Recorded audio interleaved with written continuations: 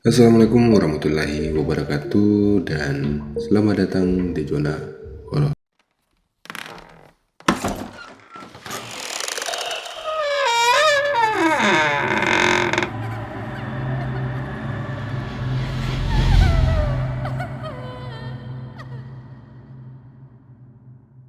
Di episode kali ini saya akan menceritakan salah satu kisah yang diambil dari teman saya yang bernama Aldi, yang akan saya beri judul Sosok Aneh yang Muncul di Perahuku. Cerita ini pun akan menjadi pengalaman yang tidak akan pernah saya lupakan dalam hidupku. Pada suatu malam, saya dan kedua kakak ipar saya pergi memasang pukat atau jaring di malam hari. Jadi kami pergi pasang sekitaran jam 7.00 dan berencana menariknya di jam 12.00. Dan tempat yang kami tuju sebenarnya tidak terlalu jauh dari kampung, yang notabene masih dekat dengan kampung. Kami pasangnya berada tepat di Tanjung Kampung atau berada tepat di salah satu rumah yang dekat dengan tanjung tersebut. Dan ternyata tanpa kami sadari, rumah yang berada di paling ujung tersebut adalah keluarga yang katanya bersekutu dengan setan. Dan di waktu itu saya tidak memikirkan hal-hal yang negatif. Yang saya pikirkan adalah gimana caranya biar besok anak istri saya bisa makan ikan.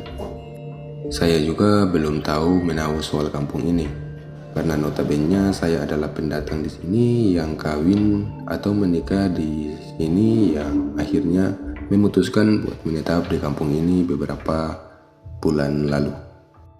Jadi singkat cerita, jam 12 pun tiba. Akhirnya kami bertiga langsung memutuskan buat bergegas mendayung ke tempat untuk menarik jaringnya. Dan sesampainya di sana, jaring kami sudah terlihat putih semua. Karena di malam itu jaring kami banyak yang menangkap ikan, atau banyak ikan yang terperangkap di jaring kami. Sembari menarik jaring, saya sesekali bercerita lucu agar suasananya tidak terlalu sepi. Karena rencananya kami narik dulu jaringnya biar dibuka sekalian di dermaga. Namun setelah separuh jaringnya sudah di atas perahu, kami pun istirahat sejenak untuk memulihkan tenaga. Setelah beberapa menit kemudian, kami pun kembali menarik jaringnya. Dan tak berapa lama, kakak ipar saya mendengar ada suara anak kecil yang sedang menangis. Dan kami pun penasaran dan memfokuskan diri buat dengar suara tersebut. Dan benar saja, suara itu makin lama makin keras. Karena sudah merasa takut, saya pun langsung bergegas untuk mengajak kedua kakak ipar saya buat pulang. Sembari pulang, kami pun mendayung sangat terburu-buru.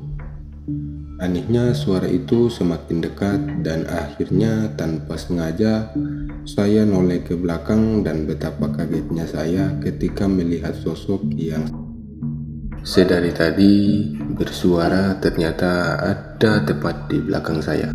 Mukanya putih pucat, rambutnya panjang terurai ke depan. Dan saya teriak sambil menyuruh kedua kakak ipar saya buat dayung lebih cepat lagi.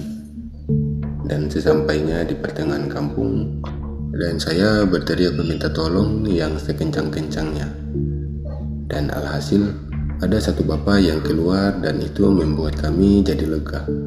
Dan setelah saya menoleh ke belakang, ternyata sosok tersebut sudah tidak ada. Dan bapak berkata, "Kalian mendengar suara anak kecil ya?" Dan jawabku, "Iya pak," sambil ngos-ngosan. "Itu pasti orang Tanjung," kata si bapak sembari menyuruh kami agar cepat bergegas dan pulang ke rumah masing-masing. Dan cerita pun berakhir. Oke, sampai di sini dulu cerita kita kali ini, dan saya mohon maaf jika ada salah kata atau cara penyampaian saya yang kurang bagus.